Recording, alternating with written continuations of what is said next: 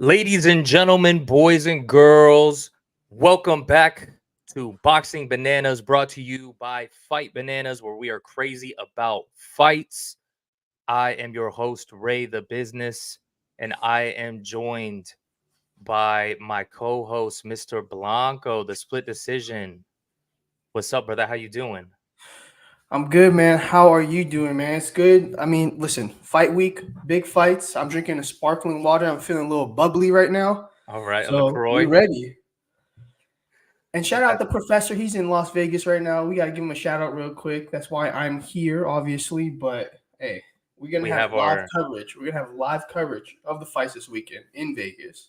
Exactly. So if anybody that follows Fight Bananas, make sure you check out the Instagram and check out some of the collabed posts with Boxing Bananas and follow Boxing Bananas because the professor is there live with El Presidente himself, Mr. Dave Van Auken. So they're doing big things out there, getting us ready, getting us the content for these fights. So make sure you check that out. Um, I'm trying to think, bro. Do we have any big fights this weekend? I don't know. I'm trying to think because I mean, there's just one guy that's fighting. I think his name is like Canelo or something. He holds like a couple belts, but I'm not sure. That ginger guy, right? Yeah. Cinnamon. Oh, well, you know what? Nobody wants to watch a ginger, bro. Hey, man, you wouldn't know. Yeah, exactly, brother. But hey, we got a big show for everyone today. Before we get into that, actually, let me tell you this. We got the little ticker down here. For everybody listening, make sure you comment below, whether you're on YouTube, whether you're on Facebook, and we will feature your comment live on the screen. So if you got an opinion, you can voice it here. You know what I'm saying? But before we get into things, make sure you check out our sponsor, Size. Put in code Fight Bananas for the 15% off. You can get those Mew streaks going on. You know what I mean? You can start mogging all your homies, and you know what I mean. Get to it for all my Rizzlers out there. Yeah. But all right, brother, let's get right into things, bro. We have a weekend preview for you. Bro, we got not only is it a Canelo fight weekend, but I mean, It's a dude, big this is fight weekend. It's a bro, big it's a good card too. Yeah.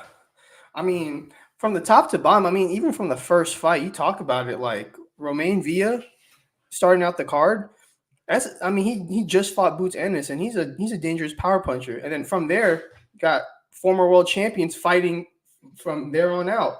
So I mean, this card is pretty stacked. I mean, the co-main event world title fight, former IBF champion Caleb Plant also fighting. Rolly's fighting. I mean, Rolly, not the best fighter, but he definitely puts butts to seats. So I mean, we can go wherever we Technically want a with former it. world champion as well. Exactly. So like we can go wherever we want with this, but like it is a stacked card. It's not just a one fight card with Canelo and Edgar Berlanga. But yeah, I'm with whatever. We can talk about whatever. Yeah, and that's typically kind of the issue with boxing cards is that they're very top heavy. Sometimes you'll see a good co-main event, but I feel like, man, this is really a very well put together card, and especially to have somebody at the very top like Canelo, you know, it's rare that you see something like that. But brother, let's get right into it. I'm gonna go ahead and share my screen, kind of go over some of these undercard fights, right? So we have the prelims here, and we'll touch up on this pretty quickly. But just out of these, you mentioned Villa coming back. We got Stephen Fulton coming back. What sticks out to you on I this mean, prelims card? you gotta look at the top two prelim fights because those right there are probably the ones that are drawing the most headlines in the prelims. I mean, obviously the one I'm most excited about is Cool Boy Steph's debut at featherweight. I mean, he's moving up in weight for the first time since losing to Naoya, dropping the belts to Naoya Inoue.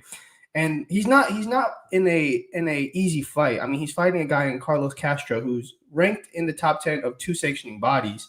So this is still a fight that's gonna see where he stands at this division. I mean, the division he's going to pretty wide open right now. There's 4 world champions there. He's had history with a few of the top 10 at featherweight.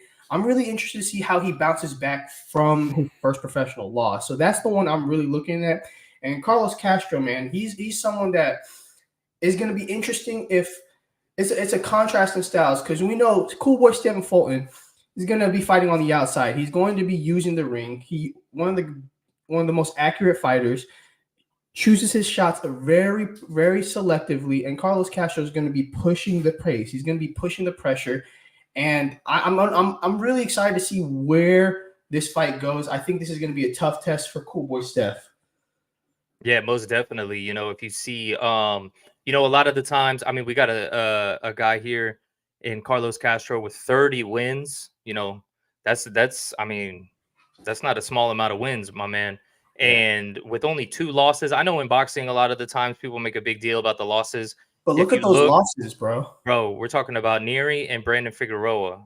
Figueroa, who arguably won that fight against Cool Boy Steph. Yeah, you know what I mean? Exactly. So we'll see what happens. He's got 3 wins in a row since then. Obviously not against the best competition, but still 3 wins, being able to get back on the horse. Whereas Cool Boy, he hasn't had that opportunity to get back on the horse. You know what I mean? It's been over a year since he's fought. So are we going to see a different Cool Boy with all the variables? He's coming off of a loss. He hasn't fought in over a year, and then on top of that, he's moving up a weight class. Yeah, and that's the thing. I'm not sure what version we're gonna get of him, just because he did get his first professional loss was an ugly stoppage. Like he got stopped in that fight, but then he got beat up. He got pieced up, but then again, he got pieced up by arguably the pound for pound best boxer in the world.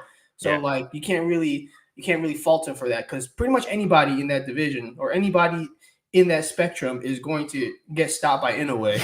But that being said, I mean, that was a lot of punishment he took. So we'll see how he bounces back from this. I'm excited to see him though, because if he's able to have a good performance this Saturday, he puts himself instantly in the top 5 at featherweight. And I mean, there's so many matchups that he could make, and potentially he could become a world champion once again.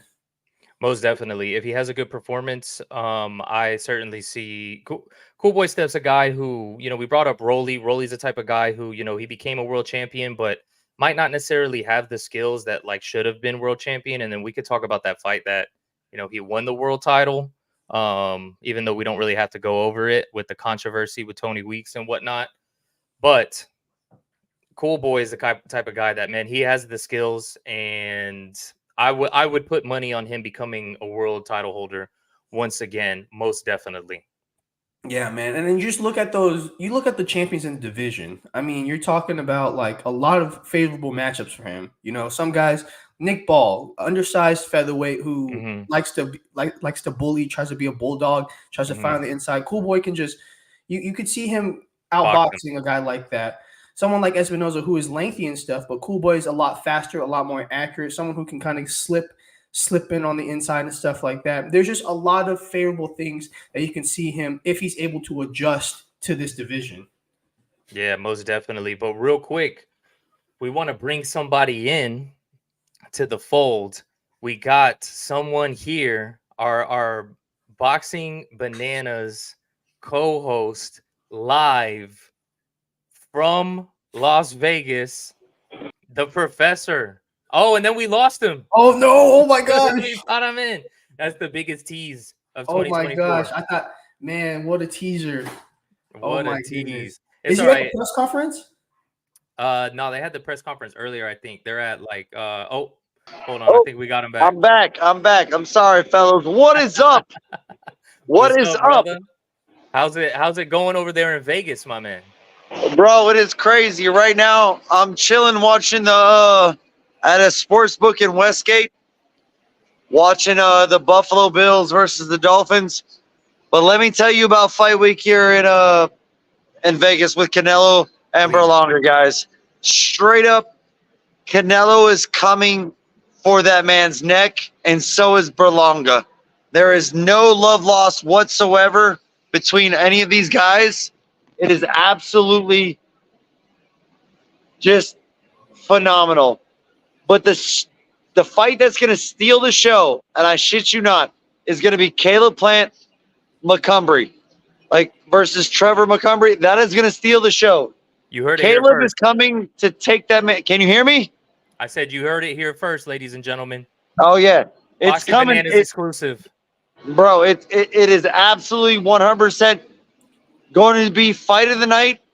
I do have Caleb Plant winning. I do have Caleb Plant, being the new intern WBA championship. We talked about the alphabet crew and everything like that. I don't understand all these interns, but at the same time, bro, it is amazing. The energy here, it's awesome.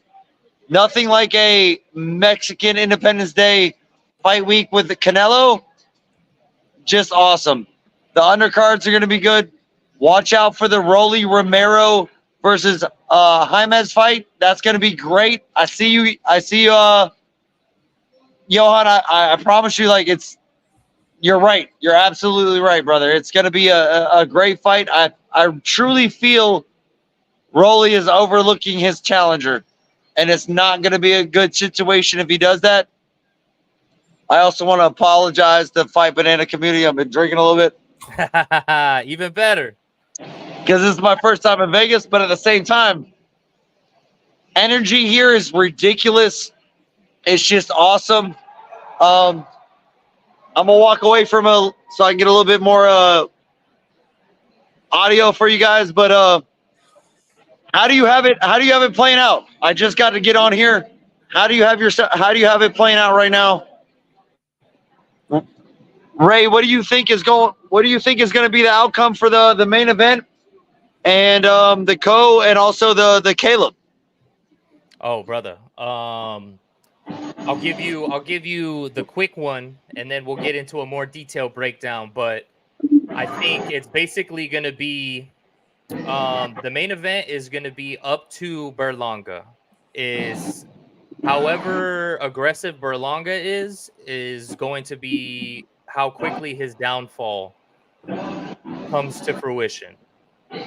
However, if he wants to sit back and kind of, play it a little safe like some of these other guys, then he'll be able to survive. Canelo might be able to coast it. You know what I mean? We've seen a few times now where Canelo doesn't have a problem, showing that he's still Canelo, but coasting to that decision. But if Berlanga goes in there to try to make a statement, he's going to walk right into something like he has before. I absolutely completely agree with that. And that seems like the telltale sign of this week. It seems like if he decides to go for that 6-round KO that he's been predicting, I truly feel that Canelo is going to go ahead and get him out of there. He is not happy with the words that this man has been saying about him. He is not happy with how it's been perceived. I think you called it a long time ago. They're pushing the Puerto Rican versus Mexico scenario, and it is not that way at all. This man is from New York. This man does not have a following with the community of Puerto Rico, the Island Boys, as you call it. And I truly I think Canelo is coming for us. Puerto Ricans out there? Are you seeing Island Boys out there? Yeah, you're not seeing a lot. You're seeing a lot of New York Puerto Ricans wearing the Yankees and everything like that, and I get it. He should have played that up more for himself.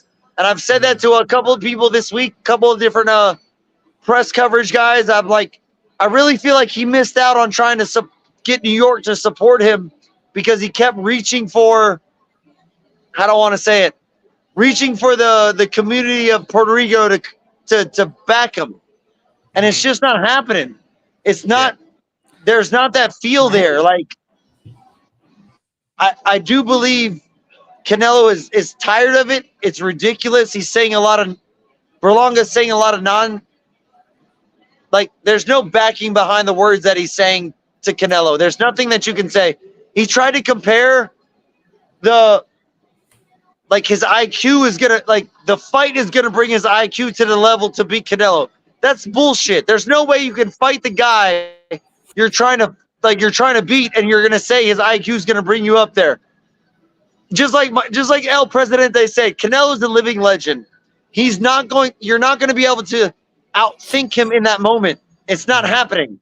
No. And to think that you have the power to finish him in 6 rounds when no one has dropped him, I mean, I hate to say it, but Berlanga, get the fuck out of here with that. Like, it is real. It's as real as it can be. You're putting on a show. I get it, but you know what I mean? It just doesn't make sense. It doesn't make sense at all. And Johan, tell me, I mean, like, let me know. Like, do you agree with me? Do you not?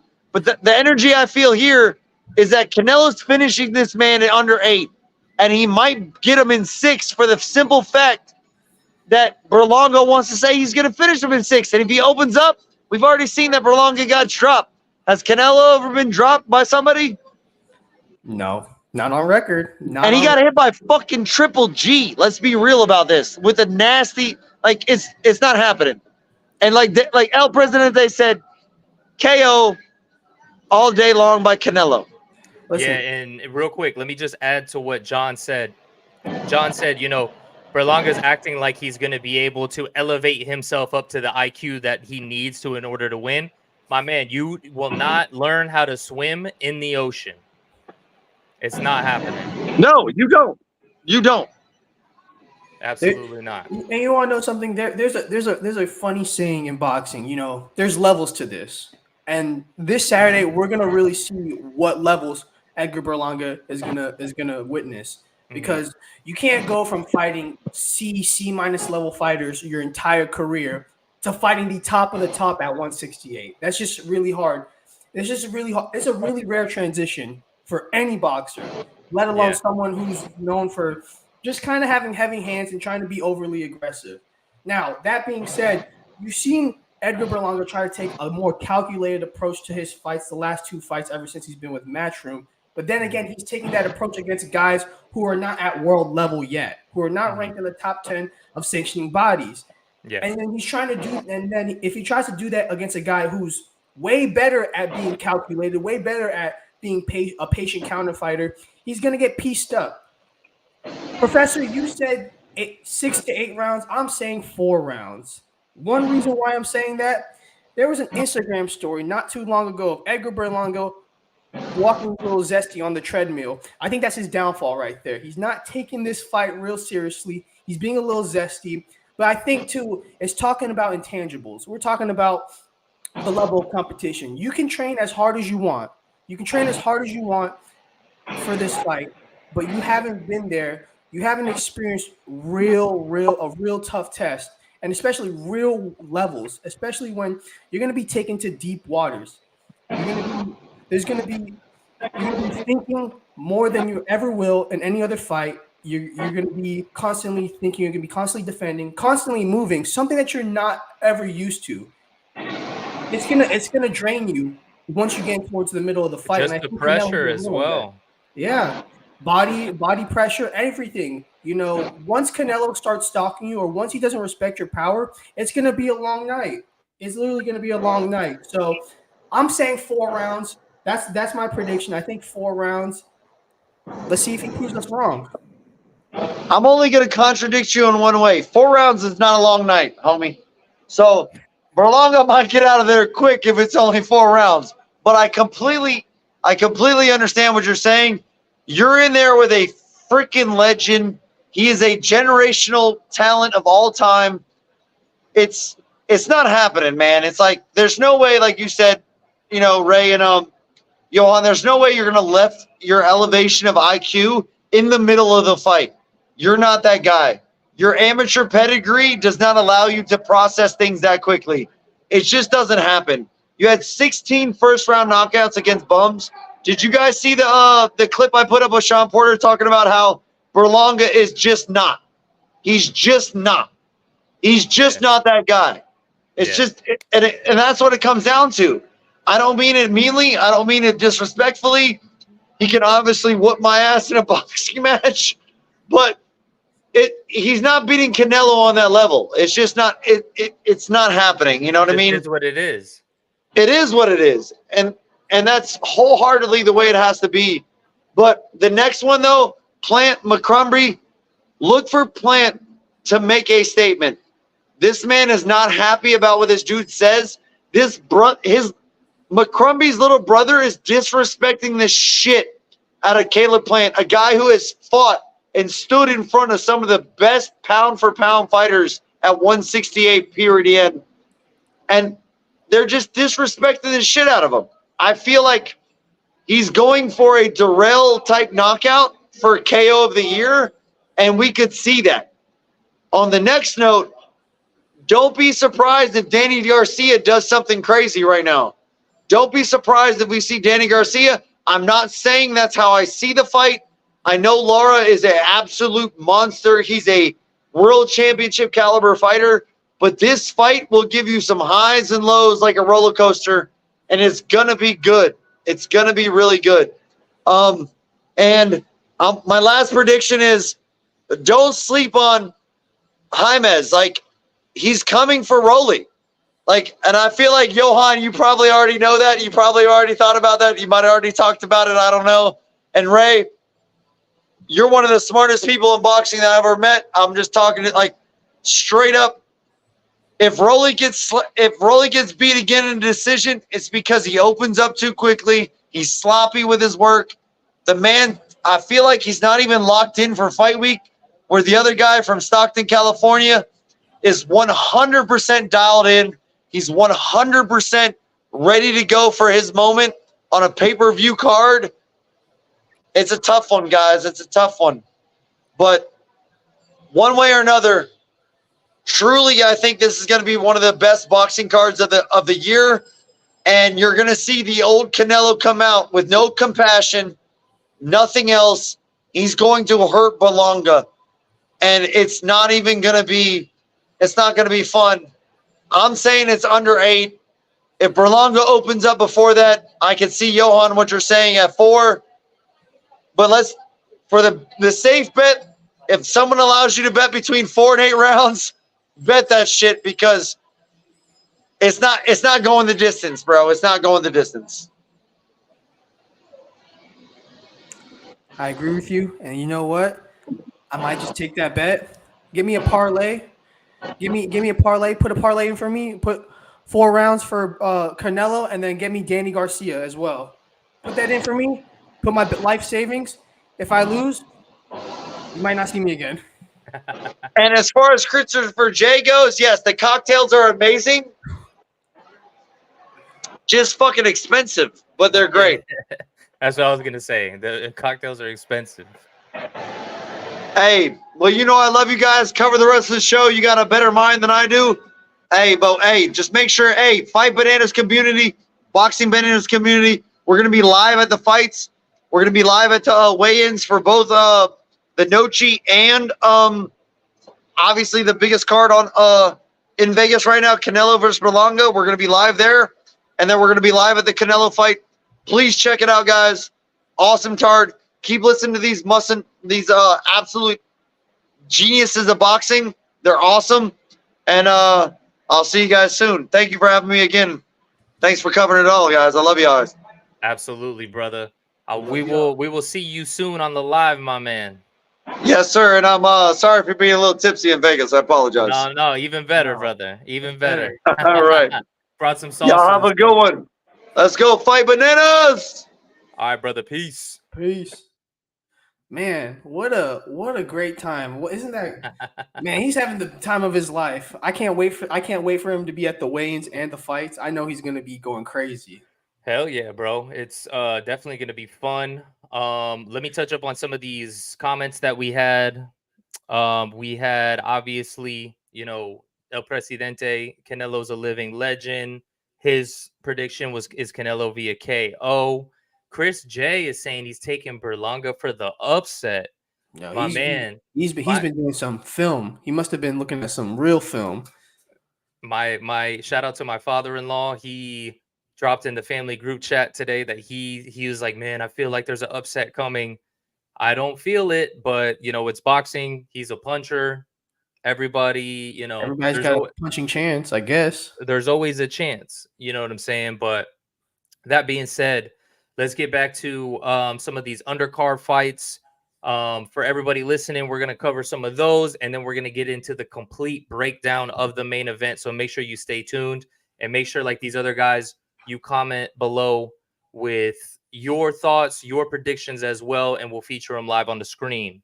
Let's get back into it, my man. Let's get back into it. So bro. we had right here, I know we touched up on Cool Boy Steph.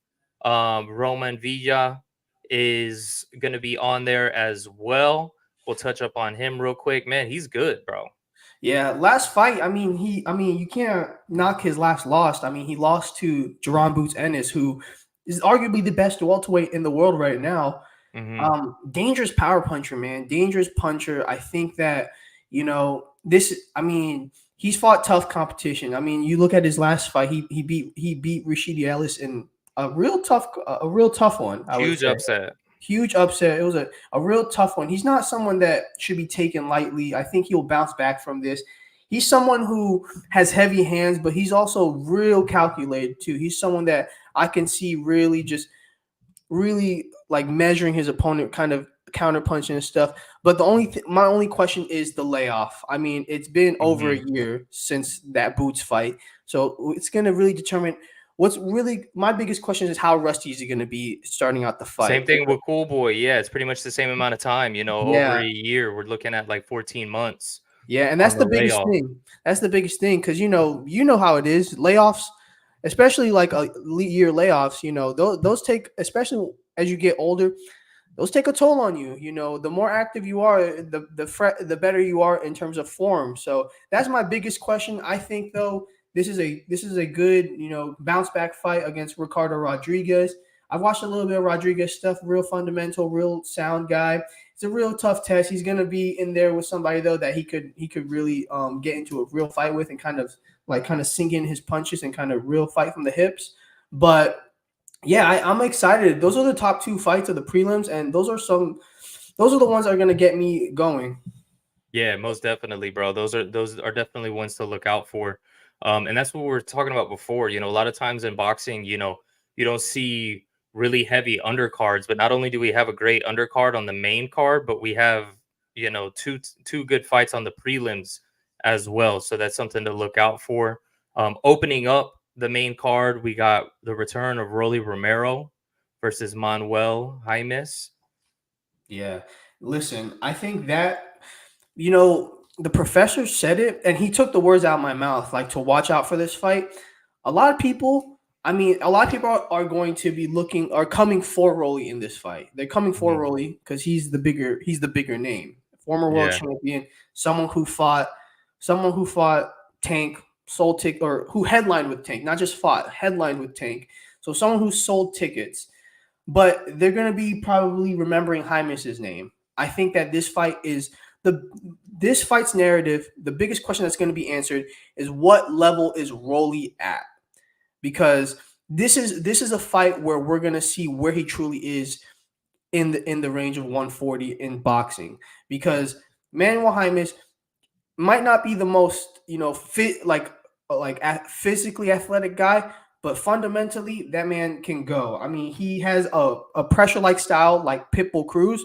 But he also has the IQ to kind of realize when to adjust a game plan, unlike Isak Cruz.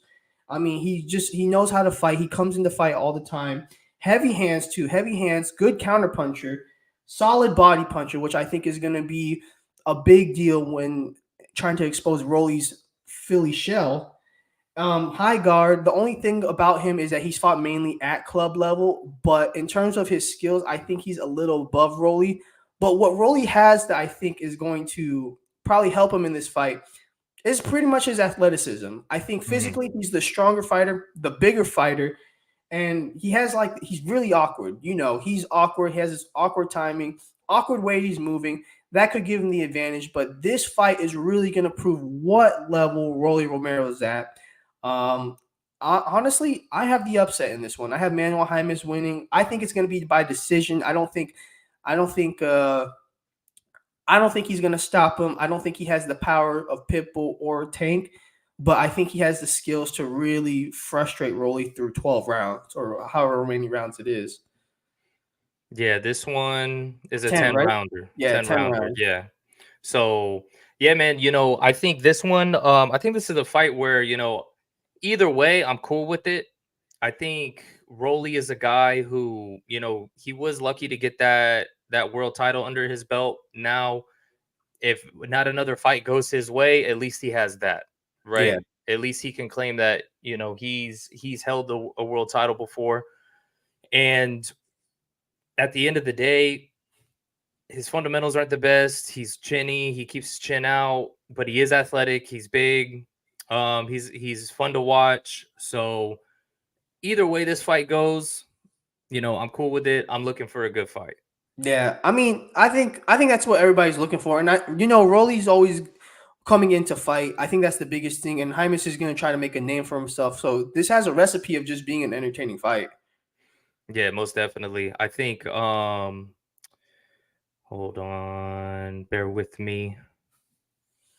Yeah, I don't know. I think that Rolly, again, like this is just a real tough test for Rolly. I think this is going to be a test where we see what level he's at. Because I mean, last three fights, top guys, I would say. Top guys. You got Tank, best at lightweight. Barroso, who's heavy hitter, who beat some of the best, who just lost though. And Mhm. then Pitbull Cruz, who beat him for the WBA title. So I mean, this is going to be a leveling out fight to really see where he's at. Exactly. And then is he still there in the mix as well? Moving on to Caleb Plant versus Trevor McCumby for the WBA interim super middleweight title. Notice how they're doing a WBA interim and not throwing out one of their regular titles, Oh my gosh, I which you know. know how they always do that because now David Morrell's no longer the regular champ, but I'll get into that whole controversy and nonsense, and I'll touch up on it very briefly when we get into Edgar Berlanga. Oh Some might think, what does that have to do with him? But it yeah. does. Yeah, I won't say anything because I was about to blurt it out. But no, this is interesting. This is interesting that the WBA is the one that's gonna be sanctioning for the interim title. Caleb Plant, again, we're Another talking guy about. coming off of a layoff. That's what I'm saying. We're talking about another guy coming off a long layoff. Just last loss to David Benavidez in a very entertaining fight where he held his Yeah. own for a good portion of the fight until And didn't Benavidez get stopped either. didn't get stopped, and held his own for a while until Benavidez started laying it on him a little bit. But Did he even again, get dropped in that fight? I don't think so. I think No. he just got hurt. But you're talking about a guy who's arguably, I mean, if he wasn't inactive, he's arguably the second best super middleweight in the world today. Again, a guy who can box can box slick, can box at a distance, who has really good counterpunching, sneaky power. So you saw it with Anthony Durrell that like he can just hit you, clock you lights out of nowhere. It's going to be very interesting in this fight. Originally, this fight was supposed to headline a card in Orlando, but we got it here for the Canelo fight, so I'm not Nice. complaining.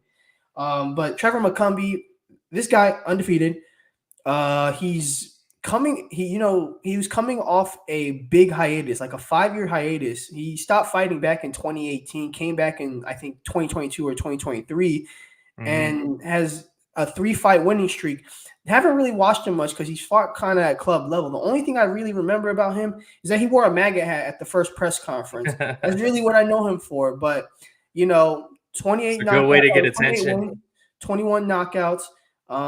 He definitely has some heavy hands, but again, styles or there's levels to these games, and I think that I think with the experience, I think the experience is going to really play a big factor in this fight. I just think that Caleb Plant just being at that level at the top consistently, especially like the last 3 fights, I think that's going to play a big factor in how this fight ends. I think there's just going to be a few tricks up Caleb Plant's sleeve that he's going to be able to use on McCumby that McCumby's not even going to realize.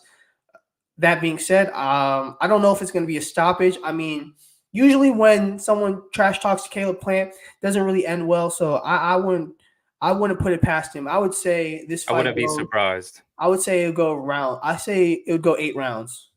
Yeah, definitely wouldn't be surprised if Caleb gets the stoppage in there just based off of, the bad blood between them. But Caleb's a guy who he's got the sweet hands. He could slick box you, you know, all day long. So I'm definitely looking like the professor said, I'm looking for an exciting fight. And I think this one will definitely be an exciting fight. And I think we're going to see some good boxing, especially every time we see Caleb Plant fight. He's a great boxer, so we're going to see great boxing and great boxing skills Yeah. on display. Yeah, and one thing I like about Caleb Plant is that like he's not afraid to he doesn't back down from any fight. I mean, I think once we saw him fight Benavidez, I think that's when we realized that like he's not just like cherry picking opponents. I think he's someone who will take on all comers. I think this fight bounces him back into the top 10 rankings, at least with Ring Magazine. Arguably probably number 2, and he's already, if he wins this, I mean if he wins this fight, interim belt, so he's already going to be one fight away from a world title possibly. Yeah, most definitely, depending on what happens with Canelo and whatnot. I don't necessarily see him getting a rematch with Canelo. I don't think anybody's really going to be out there IBF belt is petitioning on for the it. line.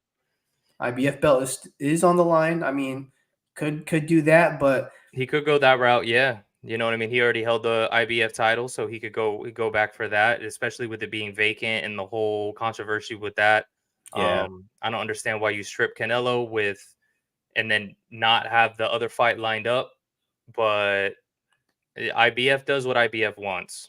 You know what I yeah, mean? Their rules don't. I get what they're trying to do with their rules, but their rankings aren't good enough to enforce the rules the way they should be.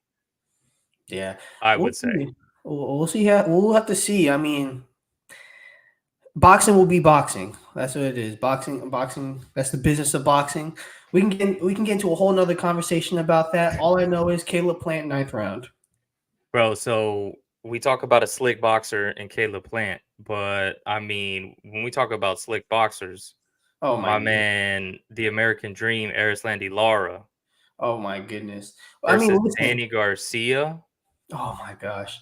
I think this right here, this is a 50-50 fight. This is the closest fight on the card, I think. I mean, it has to be, right? Because, I mean, Erislandy Lara, what he's been doing in his later years, something short of impressive. I mean, we know he's a slick boxer, but did this man turn into Mike Tyson like in his last few fights? Like this man sitting down on his punches, knocking out people, 3 straight knockouts. His last fight against Michael Zarafa, 2nd round.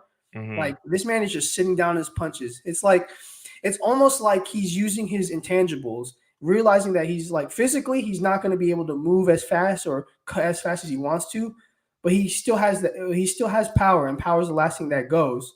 Yeah. So it's like he's like using his intangibles to be one of the most lethal counterpunchers in middleweight. Danny Garcia, I mean, we know what he's about. His first fight at middleweight, technically, but one thing that's interesting about this fight is that it's taking place not at 160, but at 157 at a catch weight, which is weird because it's a title fight, but it's taking place at a catch weight.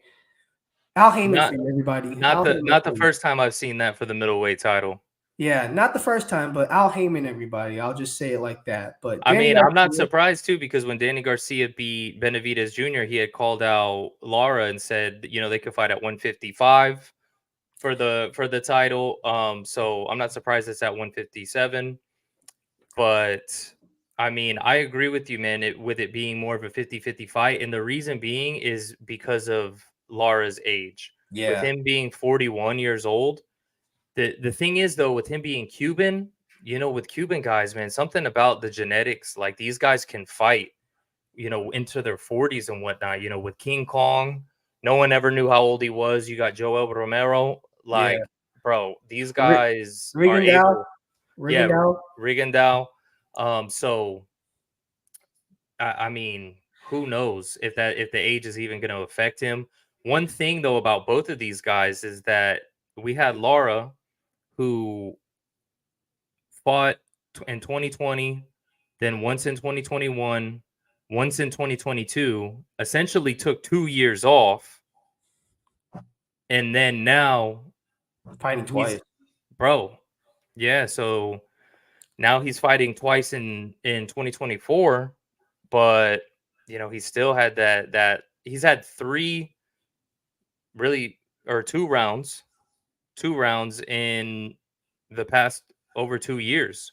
So Yeah, is but that enough to shake but the rust as well? if you go to Danny Garcia's profile, because he's not a spring chicken either. I mean, Oh, we could talk about that, he's bro. 36, and the thing is, Danny Garcia is coming off a 2-year layoff, and then before that, After he came off a 2-year layoff. he came off a 2-year layoff, and before that, he came off another 2-year layoff.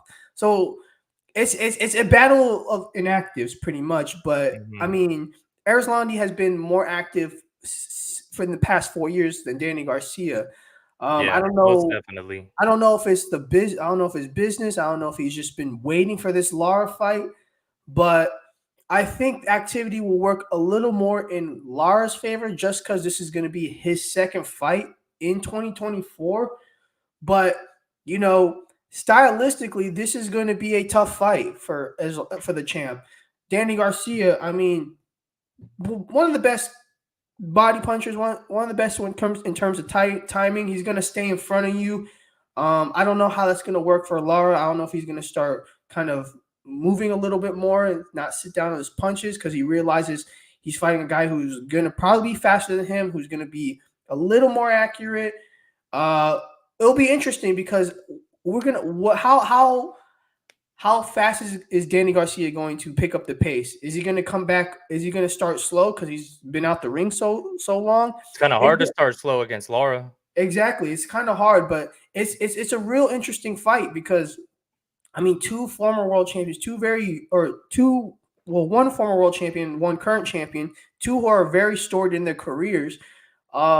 This is a hard fight to choose. Two Like I two had multi-weight world champions as well. exactly this, so like it's interesting, and for a middleweight division that's very thin in star power right now, this fight is much needed because both of them bring real big name value. I mean, these Mhm. are two of the biggest names in that division right now. Can't say Charlo. Charlo's dealing with some hella shit Who right now. knows what either who knows what either of the Charlos Yeah. are doing as far as boxing goes. Yeah, so we put them aside. The middleweight division needs this. This fight. Whoever wins, they're arguably the biggest names in that division. Mhm. I think the professor was talking about Caleb Plant being most excited about that fight. This is the fight I'm most excited for. I think this fight right here. I mean, you got two guys, storied careers, still that have a one that's kind of towards the end of his career. I mean, based on age, and the one that's kind of getting towards the twilight of his career, but has this one opportunity to become a world champion again in Mhm. another division.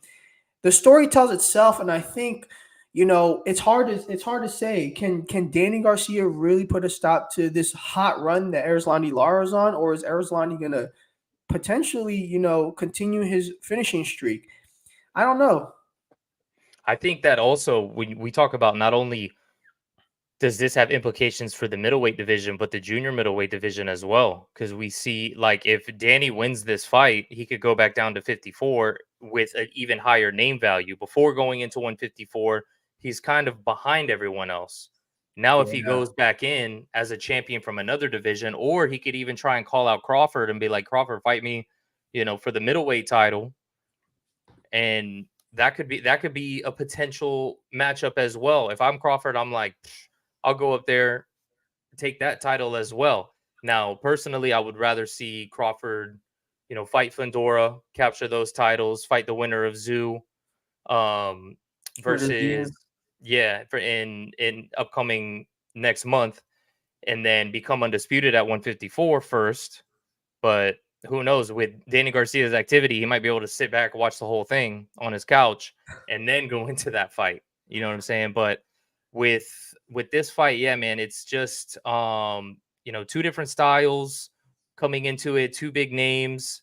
I like this fight. This is one of those fights that I never thought that I would see, but I like it. You know what I mean? You got a guy who can move very well in Lara. You got a guy in Danny Garcia that has 6 toes.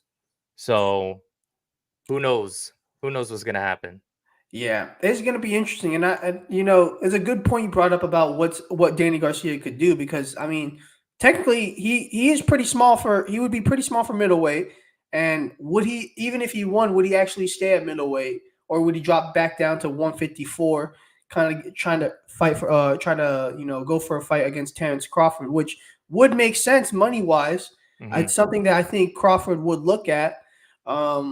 Maybe a fight against Tim Tszyu, that would be a weight that would probably be a little more natural to him. But, he has to get through Saturday night. He has a tough test ahead of him.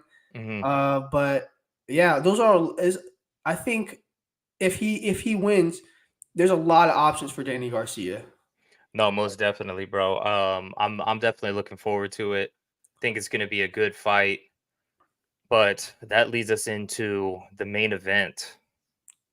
What everyone's been waiting for. No longer undisputed fight because of the IBF, but we still have the unified WBC, WBA, WBO, and Ring Magazine titles with Edgar Berlanga taking on Canelo Alvarez.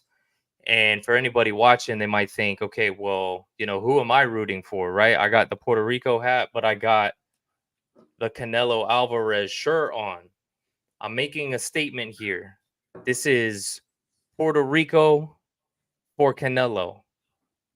You know what I'm saying? Puerto Ricans for Canelo. Because I know a lot of Puerto Ricans that are saying, you know what, I'm rooting for Canelo in this fight.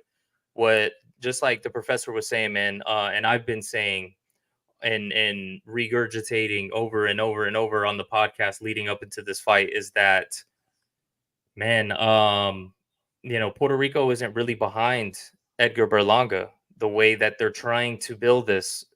Let me ask you a question, right? So Berlanga was, when will the face-off start? Are you talking about like the actual main event or which one are you talking about? Like the weigh-in, the face-off, because I mean, Yeah. if we're talking about the fight's probably the face-off of the fight is probably going to be Saturday, closer to like maybe 11 to midnight. We're Yeah, most talking about definitely. we're talking about the weigh-in. That thing's probably like 6 to 8 p.m. That's tomorrow. Eastern time. Talking about the Eastern time. UFC. Oh, he's talking about the UFC. Oh, I'm not sure. But I definitely want to touch up on the UFC and I want to touch up on that as well. Yeah, Before we hop off because they're that's going up important. head to head with Canelo as well.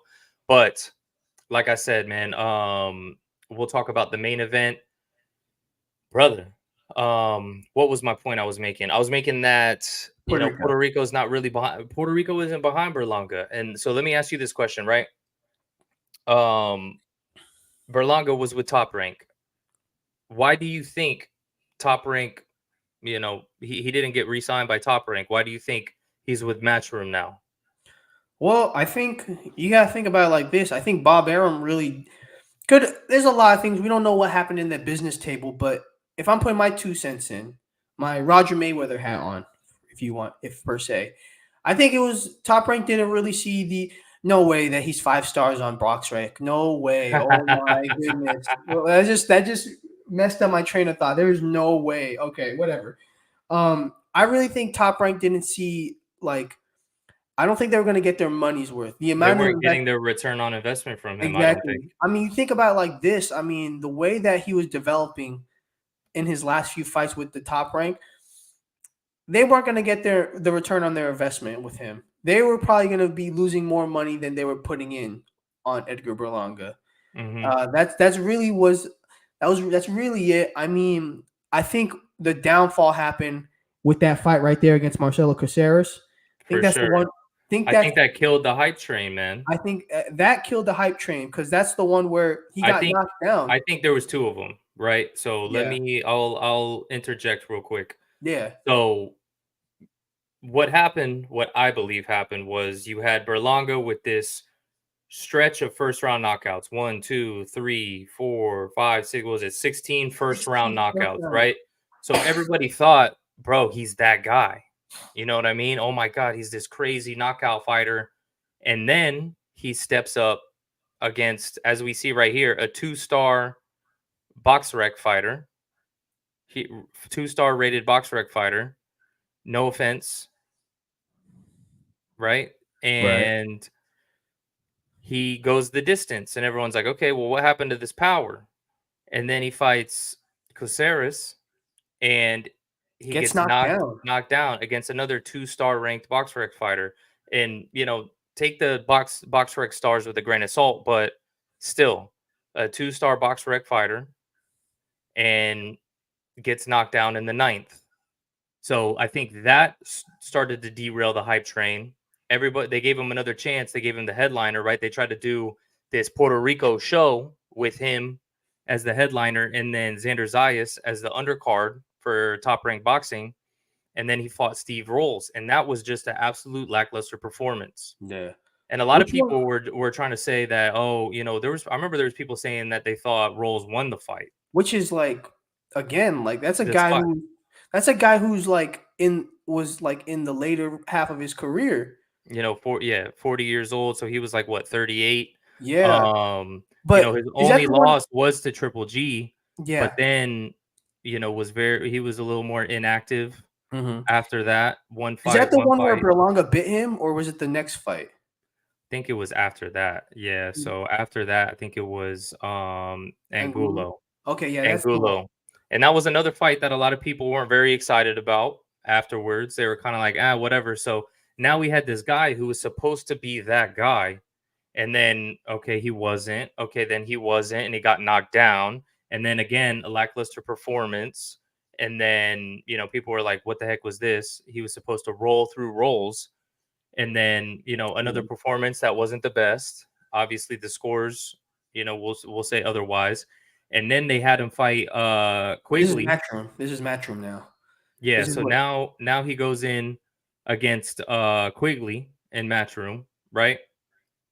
So again, we're looking at 2-star ranked, 2-star ranked, 2-star ranked.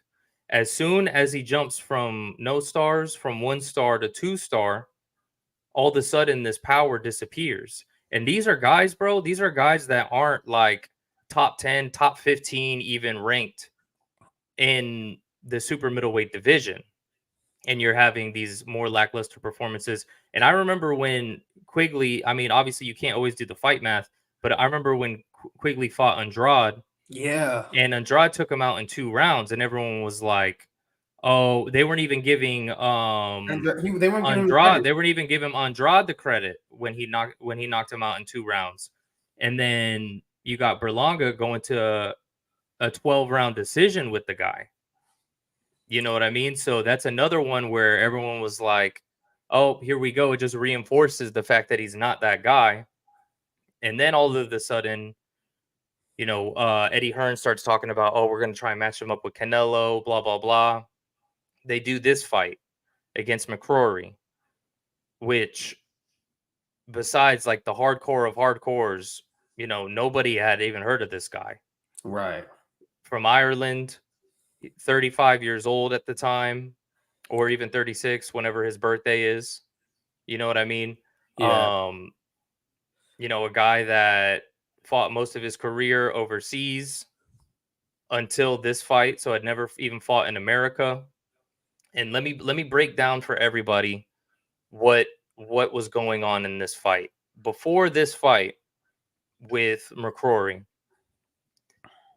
they were already starting the, he's going to win this fight. He's going to be the old Edgar, and we're going to have a matchup against Canelo Alvarez. We're going to do Mexico versus Puerto Rico. The issue is that Top Rank already tried to capture the Puerto Rican audience. I got a lot of friends in Puerto Rico. I got family in Puerto Rico. Nobody's really behind him. Like John was saying, he should have went the New York route. Even Danny's Puerto Rican, but he represents Philly.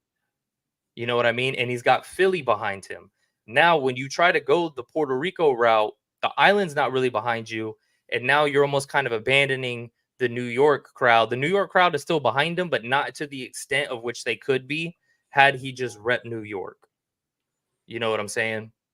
So I'll break down this. Like I said, they fought, as you see here, they fought in the Caribe Royale in Orlando. I was at this fight. A few months prior, I was at the same fight, same venue for Jake Paul. A few months prior to that, I was at the same venue for Amanda Serrano. Amanda Serrano, bro, is a Puerto Rican star. You know what I mean? Even in women's boxing, which isn't as popular, she is a Puerto Rican star. I bought tickets to that, and I told my wife, I said, hey, I'm taking you to this fight. We had already been to Amanda Serrano fight when she had fought on Jake Paul's undercard in Tampa, but I told her, I was like, we're going to this one. And then I had even brought my flag with me that I had got on Crash Boat Beach on the island. And she was like, oh, why are you bringing that with you? I said, babe, trust me. We get there, my man, it is a Puerto Rico party. There is flags everywhere. There's the little flags, the mid-sized flags. People have the big flags. They were all over the place. There was the Puerto Rican chants. There was everything, dude. It was a party. Mind you, they had the smaller bleachers, right, which still is a decent crowd, but it was a Puerto Rico party. That's how Puerto Rico shows out. Mind you, it's technically Orlando, but bro, this is like as South Orlando as you can get, to the point where you're basically in Kissimmee. Yeah. You know what I mean? And Kissimmee, I'm pretty sure there's like a statistic that within Orlando and Kissimmee, there's more Puerto Ricans in that area than there are actually on the island. You know what I'm saying? So we're basically talking about Puerto Rico 2.0. There's no excuse for Berlanga not to bring out the Puerto Rican crowd. Now, jump from October, Amanda Serrano's fight, to Jake Paul's fight. Jake Paul had the big bleachers, like the bleachers that go, damn near to the ceiling. And he had that place filled out. And this is Jake Paul we're talking about. You know what I mean? Fighting the guy who nobody had heard of in Andre August. He knew that wasn't a fight for an arena, so he did it there. People showed out. And like I said, it had the big bleachers. Place was packed. Fast forward to February for Berlanga's fight. Not only do I hear rumors that before the fight started that they hadn't even sold the tickets. They hadn't sold out for tickets, so they were giving away tickets. But unlike Jake Paul's, he had the smaller bleachers. So, my man, 1, you have the smaller bleachers. 2, you can't even sell out in Puerto Rico 2.0.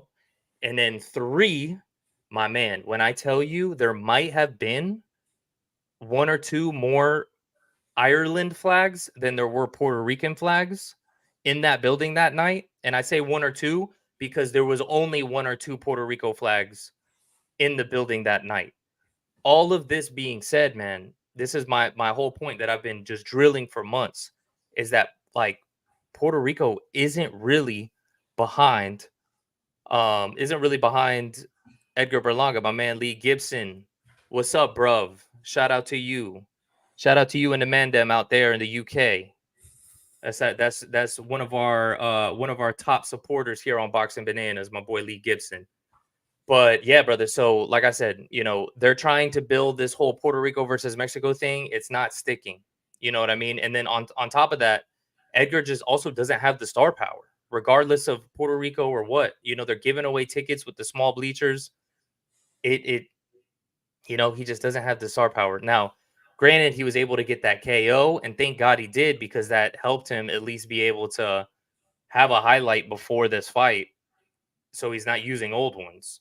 Yeah. You know what I'm saying? He's not using all of these ones from pre, like 2020, like literally pandemic. 2020, 2019. Yeah, we're talking Trump was in office. Yeah.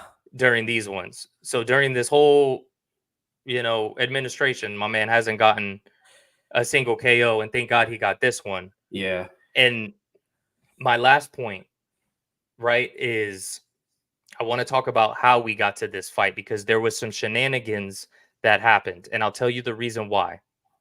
The reason why is that I've heard in the boxing community that the reason why he was able to get all of these favorable matchups for all of these first round knockouts is because he had a lot of money invested into his career. A lot of people don't know, when you're in these, first couple fights and whatnot, we're talking about like your side. If you're the A side, bro, the A side is like paying for your slot fee. They're paying for your opponent's purse, all of that kind of stuff. A lot of these boxers, they pay that out of their own pocket.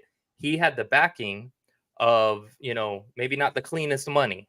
I'll say that. coming out of New York. So he had all of this funding behind him, and then Top Rank was investing money into him as well. They at least were smart enough to go, you know what? We're just gonna ditch this. This wasn't a good investment. Let's move on to the next. Well, my mindset is as soon as I started hearing this, oh, Canelo, we're pushing Canelo so hard. It makes sense to me. Okay, everybody wants to cash this guy out. They want the payday. They want the payday. They want to cash this man out so that now they can get reimbursed with their investment. And in between all of that, before we got to this Canelo point, he's beefing with, everyone else in the super middleweight division. You got him beefing with Plant, etc.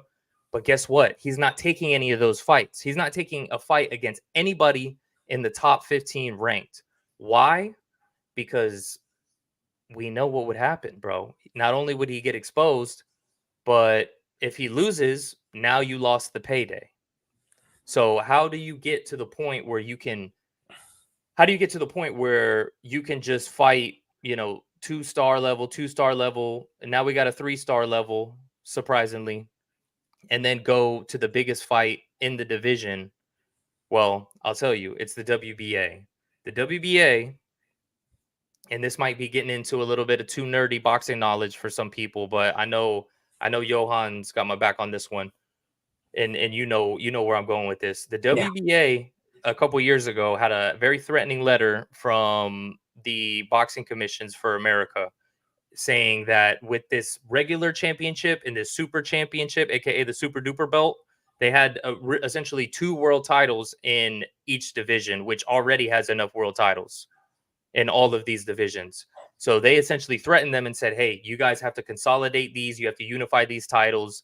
And then they took it seriously and they said, or we're going to quit recognizing you as a legitimate boxing organization. So they took it seriously for a little bit. They started doing the unifications, but except without the big names.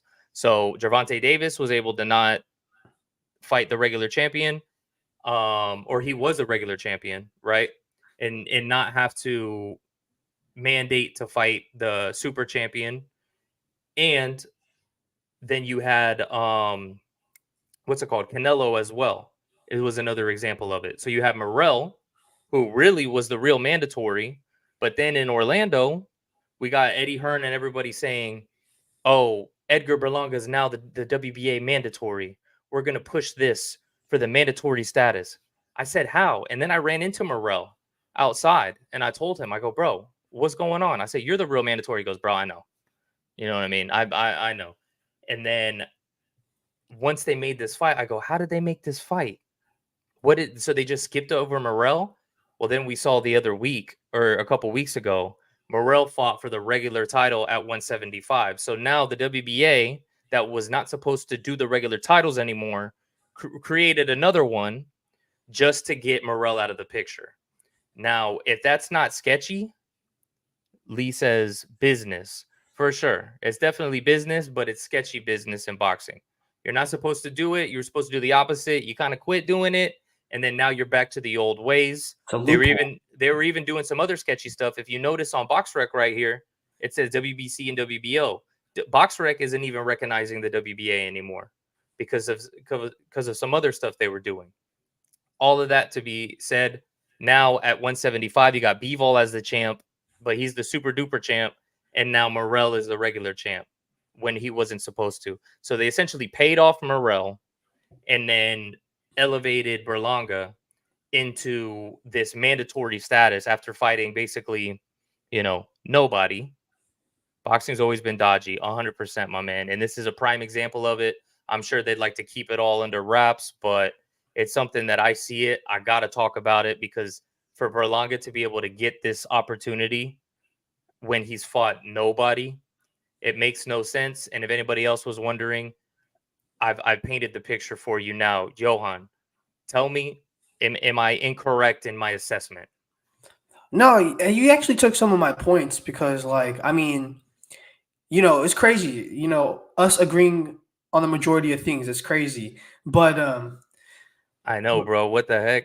I know, man. There's a blue moon outside. We must be brothers at this point. But you think about it like this. I mean, Eddie Hearn, after 2 fights with Matchroom, is hey, Shout he out was to right. Cash, bro. Shout out to Shout out Cash. to you because you were right. Hey, Cash, why you say that, bro? Why you say? I'm just curious. Yeah, man. But like, look at it like this. Eddie Hearn is cashing out after 2 fights with Matchroom. Like he's literally cashing out. He realizes this is the best opportunity But to get but hey, the real quick, let me just say, shout out to Eddie Hearn getting He did it. Berlanga the bag. He brought him in and he got him the bag quick. instantly because he realized there's a short. I think this is what Top Rank. I think the difference between Top Rank and Matchroom was that Top Rank was trying to build him, and there was no timeline on when they could make those big fights, just because they weren't seeing the development that they wanted. Whereas Eddie Hearn, Eddie Hearn signed him when he was already a name, so he could. So a couple fights there, he could probably get those big fights, and obviously with his connection with Canelo, if Berlanga was able to get a couple wins, that fight was already like set for him just because of the And connection. do you think that Top Rank saw the writing on the wall? I don't think they saw it. I don't think they saw it right away. But once I think the downfall, once he got knocked, once that Caceres fight happened, and he couldn't replicate his performance against Steve Rolls, I think that's where the downfall happened. I think the Caceres fight is kind of the downfall. It was it was the tip. No, I think actually the biggest thing is he couldn't. All those fights I think were main event fights. So when they realized when he couldn't live up to the hype in the main event, I think that's when they realized their investment was kind of shot, because all those finishes were on undercard fights. All those 16 fights undercard. Caceres against invested in paid opponents, which exactly. not saying paid off opponents, but opponents that you like, you know, have to invest to get. Yeah, and not only that, but like that first where his streak ended was his first main event. That was in Kissimmee. That was his first main event. Didn't even get the guy out there. So that was already, you could forgive that. It's his first main event. He's probably getting rounds in because he hasn't been past the first round. So you could forgive that. But then the second fight where he got knocked down, that was the Tyson Fury undercard where a lot of eyes, Fury Wilder 3, a lot of eyes are there. Falls under the pressure, gets knocked down, goes huge what's it like huge pay-per-view. Yeah. So again, a lot of eyes, gets knocked down. Now people are questioning, all right, is this guy the real deal? You get to the Steve Rolls fight, another main event for Berlanga, couldn't get the guy out there, arguably got outboxed in there, and now you're like, all right, something's fishy. Caceres fight happens, bites him. All right, well, he's getting frustrated. And not only that, but you think about like not just the business of it, but just his camp in general. How many times has this man changed trainers? You know what I mean? An undefeated guy changing trainers multiple times. Now Top Rank is seeing that this guy doesn't have confidence in himself. How are we going to invest in someone who doesn't fully believe in himself? Eddie Hearn seals the bag, gets a guy who's already an established name, has this reputation of being a power puncher, or at least has some name value in America, technically. Yeah, that's how he got this fight, man. He's getting cashed in. This is where we cashed the check. And honestly, after this fight, Eddie Hearn might get a couple more fights because you know how it is. Once you fight Canelo, win or loss, your name's there because you fight the biggest guy in boxing. You could make maybe 1 or 2 fights and that's pretty much it. But really, man, this is the business of boxing really doing its part, because I'll say this right now, there's no way that David Morrell, who was the regular champion for 2 years, couldn't even get a conversation for the fight. And Edgar Berlanga, who when they were basically mandated to by the overseers. Yeah, that's what I'm saying. Red Panty Night couldn't even get a conversation for this fight. And then Edgar Berlanga here, who's not even an interim WBA champion. As my boy Lee over there on the other side of the pond would say, Edgar's done fuck all. Oh, right, mate. That's literally what he did. Fuck all. And I'll tell you what. I don't want to say I'm baffled. I'm not. I'm not shocked at all. I I'm already not know shocked, but it is a bit surprising. it. I mean, yes, because I think it's a bit surprising because of the caliber of opponents Edgar Berlanga has faced to get here. Because you Or see lack guys of, and you see guys and some guys face world champions who are over the hill and stuff like that. Edgar Berlanga has not faced anything close to that. Like right? leading up to this fight, this feels like a not a huge. This feels like a giant step up in competition. Something that a majority of people feel that he's not ready for, He's and not. that's the thing. And that's the biggest thing is like, it's almost like you're almost exposing the business of boxing in this card. Like I'm not trying to get like that because I want to keep it to an analytical point, but you have to state the obvious. You have to state the obvious because if you look at his track record, anybody else that looks at his track record, even casuals, you look at it and it's like, dude, who the heck did he fight? Like who did he fight? His last fight was against an Irishman that most people, unless you cover UK regional boxing, really understand. Yeah, let's see. We got our UK guy over there, Lee McCroy. Was this a guy that was on your radar or no?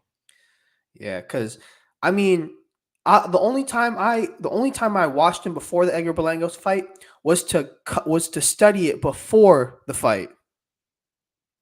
Yeah, you know what I mean. So that's one. And then here's the other thing too, man. When we talk about just Puerto Rico, all that kind of stuff, I got a friend of mine who used to fight kind of up there. I had headlines, whatnot.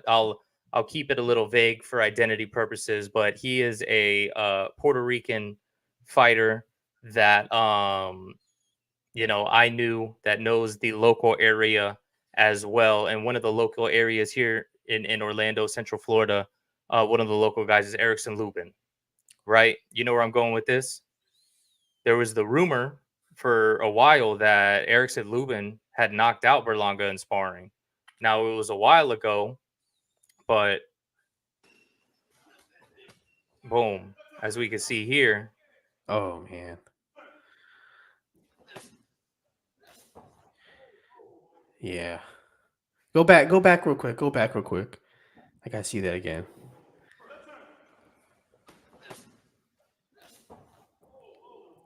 Well, with the headgear and everything. And I had heard that he got knocked out, right? So maybe they're referring to another sparring session they had where he did knock him out and it wasn't on film, or maybe they're talking about this.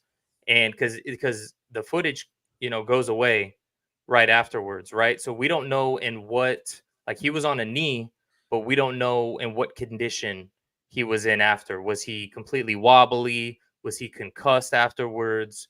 We're not sure, but also, Berlanga was talking about, oh, I'm not worried about Canelo's power. Like, I spar heavyweights, this and that. I'm like, well, you were sparring a guy who's a junior middleweight at 154. You're a 168-pound fighter and basically knocked him out. So, I know that was a while ago, whatnot, but still, like, if that's what's happening, I don't know that you're gonna have a good showing with Canelo. I got one other video to show as well. Were you able to hear the audio on that last one? Yeah, it was pretty. It was all right. It was all right. We could hear it. So I got this one, right, and this is funny.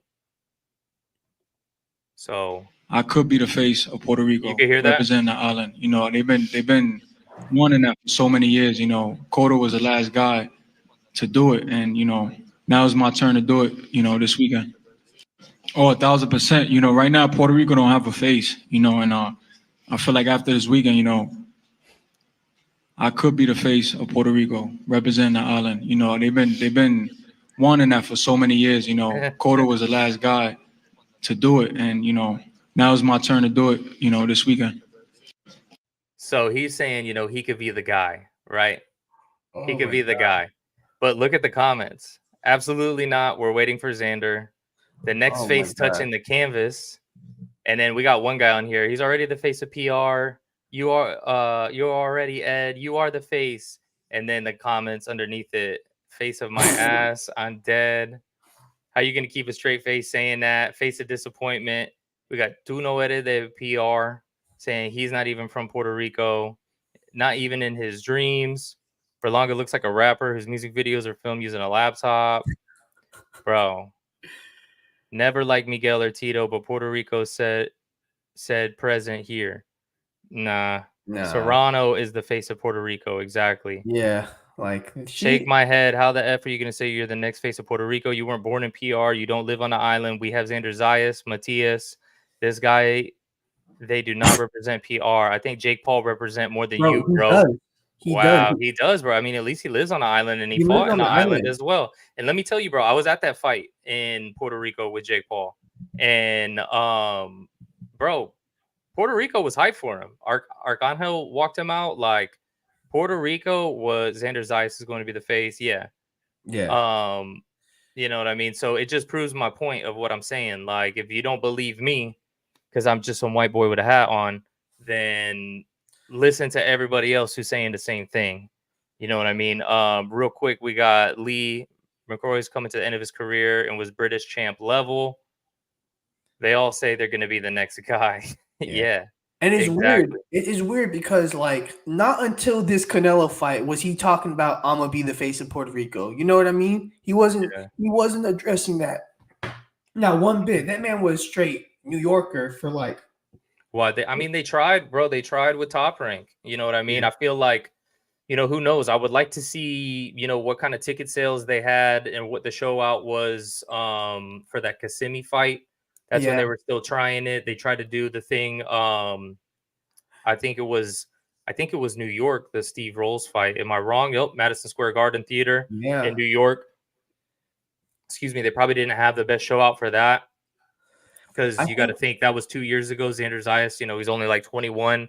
He's still a little young. Now he's starting to become that guy. He still has some time though. And then the how lackluster that performance was. And then after this one, they were just like, nah, you know what? Yeah. Like I was saying, they see the writing on the wall. That's where you could tell, like, okay, if we put this guy, you know, typically you start elevating these guys into higher level competition or guys that used to be that guy but are kind of washed up now. And I feel like that the chance with that was Steve Rolls. Steve Rolls was a guy who, you know, was getting older, but he never really was that guy. You know what I mean? Even when he fought Triple G, everyone was like, oh, who is this guy? And wasn't able to capitalize on that. You know, even with Quigley, it's just, yeah, I mean, I could beat a dead horse going on and on about how Berlanga's not that guy. Yeah, it's interesting, man. Like I just like you think about it, and you think about it in a sense of like even with Canelo's last few opponents, like the selection, Berlanga seems like the outlier. Bro, I don't think. Let me ask you this actually. Do you think Berlanga beats old Triple G? No. Do you think Berlanga beats John Ryder? John Ryder outboxes him. Do you think he beats a moving up in 2 weight classes Jermell Charlo? Jermell Charlo beats him by decision. Even at 168. Do you think he beats Jaime Munguia? Munguia fucks him up. Munguia stops him. Because Munguia is good. Well, the thing is you look at even if you didn't agree with Munguia fighting Canelo on Cinco de Mayo, he gave him a good fight. You know what I mean? It wasn't. He tried.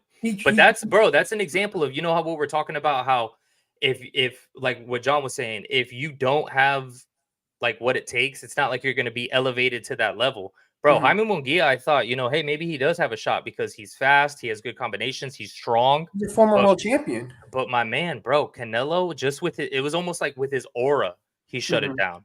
Yeah. Like just when he stands in front of you like this in that high guard and whatnot, bro, shut it down. And to be fair, I don't know if you agree, I felt Canelo carried him through that fight. I mean, I would say this. Part of me believes that because he really does like Jaime. Like he respects him. And maybe wanted to elevate him into being, okay, you know, you're still young. You could end up being like the next Mexican guy. And, you know, I'm not going to completely demolish you. But, I felt like he kind of carried him. Yeah, right. If you could scroll down a little bit, I just want to point out something. You see these last 4 opponents. You see Triple G, Ryder, Charlo, Munguia.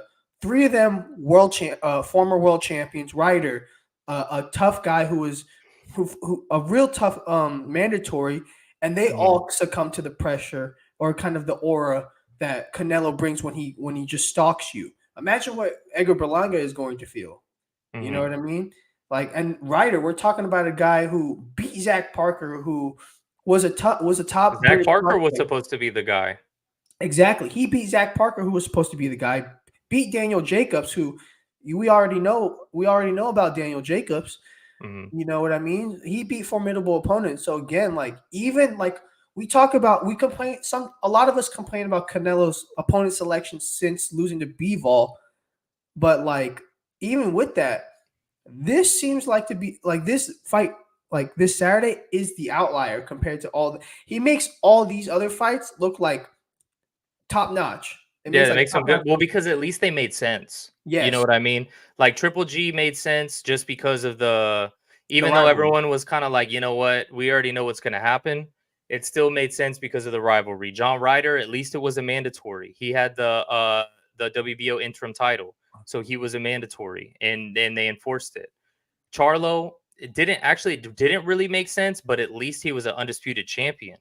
Yeah. You know what I mean? And Munguia was a former world champion who just beat Ryder. So like, that was Canelo's last opponent. So yeah, I mean, those all made sense in a way. This one is like out of the blue. Like it was like one that didn't make sense. Yes, that's true. Callum Smith did beat Ryder. Callum Smith is dog. I remember even when Canelo fought Callum Smith, I thought that fight was going to be tough. You know what I mean? Well, because Callum Smith was the best at 168 before Canelo jumped up. So like, most definitely, yeah. When Canelo was dabbling into 168, I was like, man, Callum Smith, you know, he's going to give him a run for his money, and Canelo completely shut him down, took away his best weapon. And really just beat him up, bro. His arm was like triple the size. Yeah, and that's what I think too. And that's the biggest thing is like, you know, with this fight with Edgar Berlanga, he's gonna be dealing with a lot. And I'm not just talking about skill set. I'm talking about pressure because we're talking about we just look at his record. We looked at the caliber of opponents. You know what I mean? I already explained that he wasn't living up to the hype in these main event scenarios. In these main event scenarios, against 2-star fighters. Now he's going up against the best at super middleweight, arguably the face of boxing. The lights are not going to be any brighter than they are this Saturday against a guy who has quadruple, maybe 100 times the experience of the guys that you've been fighting. There's just going to be an experience level, a pressure that you can't just adjust to mentally. You have to have been there to understand it. And I don't know if he's just trying to hype himself up or if he's that stupid. You know what I mean? It's really hard because either one is a real option. Either answer is a real option.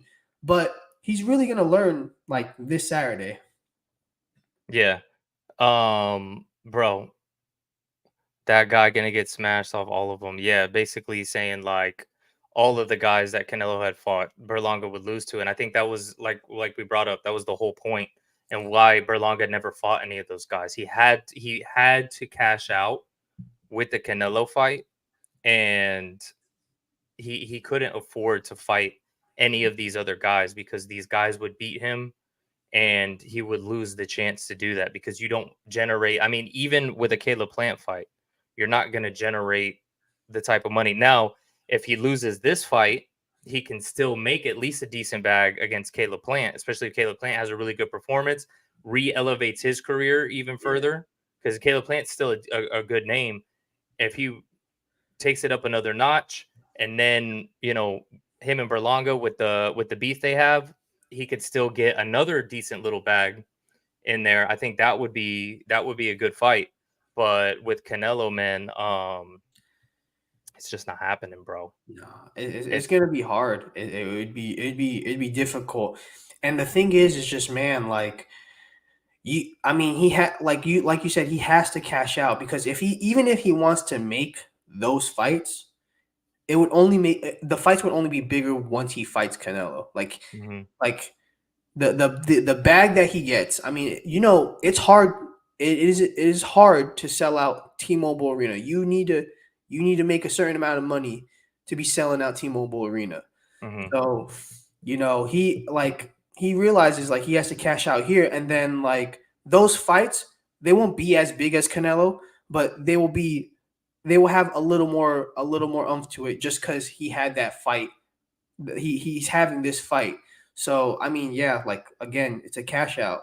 It really is. I feel like if we take a look at Canelo's box rec, right? Scroll all the way down. All of these fights he had like in his teenage years, leading up to the point when he fought Matthew Hatton for the world title. I mean, literally by 2011, Canelo had more of a career, not only just in the number of fights, but just the experience. By the point when he was 20, 21 years old, winning the world title, the vacant world title, he had more of a career than Berlanga even has now. And then from there, Rose, Gomez, Kermit, Mosley, Josecito, Trout, and then in that fight with Mayweather, which I could go on a rabbit hole about that as well.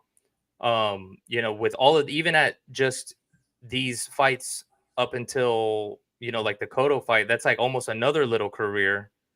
Then you go look at Cotto, Khan, Liam Smith, Chavez Jr., Triple G, leading up into like Sergey Kovalev, not going up to 175, knocking out Sergey Kovalev. Like that's like a whole nother career. Yeah. And then Callum, I mean, bro, he could have retired. He could have retired right here. Yeah. And been a Hall of Famer. And then now goes up to super middleweight, which despite even the 175, but even super middleweight, bro, you look at Canelo's build, it looks like he's even in a weight class that he shouldn't be. Yeah. Back in the day, they used to say, oh, Canelo's afraid to go to 160 when he was fighting all these fights at Canelo weight at 155. You know what I'm saying? So he fought like five fights in a row at 155. He fought Angulo, he fought Lara, he fought Kirkland, Miguel Cotto. So that was 1, 2, 3, 4, 5. And then he ended up going back down to 154 for Smith, jumped up 10 pounds, Chavez, etc. Yeah, etc. But then now he has this other run at 168 where he goes and becomes undisputed. He tried to jump up again, had the loss against Bivol. Maybe it was the weight. Maybe he didn't take the fight as seriously. He just didn't look like himself. Maybe that's because of the skills of Bivol, but who knows if we ever see that rematch. I don't know that it's even necessary at this point in his career. Yeah, I mean, he's trying to make his money at this point. I think that's the biggest thing. I mean, he could, but Bivol is also trying to chase undisputed. That's more important. Gibson said Billy Joe, bro. Billy Joe was a huge fight. Yeah, he's huge now, literally. Oh, yeah, bro. Yeah. He's big now, but he's Marcos McDonald's right now. Yeah, but he's one guy. I think, again, we're talking about separate careers. Fight that run where he became undisputed at 168 was pretty much a historic. I think it was a historic run. Going from historic run, bro. You know what I mean? You got guys Callum Smith, who was number 1 in the division, just won the World Boxing Super Series, dominating him. Billy Joe, who people might say whatever about him. He was one of the slickest boxers, in that era. Mm-hmm. Caleb Plant, who a lot of people were hoping that he might be the toughest test. Yeah, I mean, like I thought Caleb Plant was the toughest test. I thought Billy Joe was, but like even then, Billy Joe was tough too. Yeah, I think that again, it just that whole run, that little run in that year is 10 times more the experience than Berlanga has in his career right now. Legendary, bro. It was legendary. So yeah. And then Amir Khan was an Olympic gold medalist for sure. But Amir Khan didn't have any business in there. I remember telling my friends, I was like, bro, I was saying over and over, Canelo's going to decapitate him. And then after like the first 3 rounds, when Khan was like low key putting the hands on Canelo, my boy was looking at me like this. And then Soon enough, boom, he decapitated just like I said. Bivol shut him down and was just on point that night. Yeah, most definitely. Yeah. Most definitely. But yeah, bro, I mean, Canelo's just I feel like in some of these performances, man, like he's kind of faded. He's kind of had lackluster performances. Like he faded against Ryder, I thought. I thought he faded definitely against Bivol. Thought he Yeah. faded against Golovkin. So even with those ones, I'm thinking, is it age? Is it just the style also that he fights? Because he fights with a different style at 168, where he just kind of goes in, lands 2 big shots, 3 big shots. Yeah. He It's doesn't almost fight like the way he's he fought stalking. at. It's almost like he's stalking his opponents, where he's just real Mhm. selective. That being said, like I don't know. I don't think he'll fade as fast because Berlanga is going to try to do the same exact thing. I think. I mean, if you looked at his last 2 fights, that's kind of how he's been fighting. Lee But said Amir Khan was the Prince oh my Nassim of Wish. dang, bro, you disrespecting Amir Khan like that? Yeah. But like I said, like if we're talking about Wish, Edgar Berlanga is fighting like Canelo on Wish. He's Canelo off Wish, the way he's fighting. But the thing is like Berlanga doesn't have the intangibles, like the fundamentals. He doesn't have the sharpest fundamentals to be fighting like that. So that's why it's hard to find an avenue. I know everybody has a puncher's chance, but it's hard to find an avenue for him to get the victory because if he's over aggressive, he's going to get caught. He's going to get countered lights out. He's going to walk into his own demise. And if he tries to be patient, Canelo is going to walk him down and be selective with the shots, and then he's going to crumble under the pressure, overthink. And once he starts overthinking, he's going to question what shots to throw, and he's not going to throw anything. We saw it with Jermell Charlo. That's what happened with Jermell Charlo. That was his own demise. Jermell Charlo just shut down and just tried to survive. It was terrible. Exactly. Like, is that what we're going to see? Like, it's hard to find an avenue. And with Charlo, we didn't think that was going to happen because we know the skill set that he has. Mm-hmm. We know what Edgar Berlanga doesn't have. You know what I mean? He might just shock us. You know what I mean? We're talking all this shit about him. He might just shock us. But right now, it's hard to find an avenue. Most definitely, bro. Yeah, it's tough. But I think pretty much everyone except for, Chris J agrees that I think everyone will be very surprised, let's put it that way, if Berlanga is able to pull this one off. Yeah. Or really have any decent success, I would say. Yeah, I don't know. I think we just went on a crazy rant. But which is fair. You know what I mean? But one other thing I want to talk about in regards to this is the UFC versus boxing. Oh my God. I don't necessarily always like to talk about this kind of subject because, I'm a big UFC fan as well. I know a lot of people on Fight Bananas are. Yeah. But I thought this was very foolish of Dana White to try to go against boxing in this one, even with the main event being more kind of lackluster with Berlanga as the title challenger. But you know what I will say with Berlanga, it's one of those where we kind of know, like, okay, we might end up seeing a real beatdown because of it really is a mismatch. Yeah. Due to the skill set. So we might see a beatdown. And then on top of that, the way that there's a bad blood. We haven't seen a bad blood in a Canelo fight since the Plant fight. Yeah. And he got finished. Yeah, exactly. So now we're seeing Dana White saying, oh yeah, I'll go head to head with Canelo. Well, they didn't realize, hey, well, we're just gonna do it in Vegas. We got Lee saying the Sugar Show. But the thing is too, bro, is that with the Sugar Show, I feel like, they've tried, I like Sugar Sean.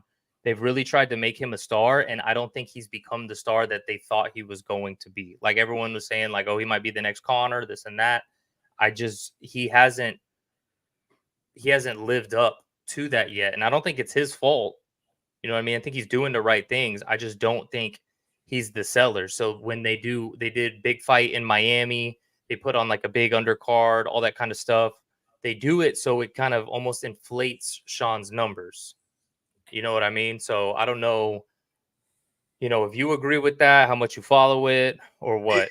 It's a little hard because Sean O'Malley, I think he does numbers, but then again, I actually agree with you. I think people do bigger numbers. I mean, when he's supposed to be the star.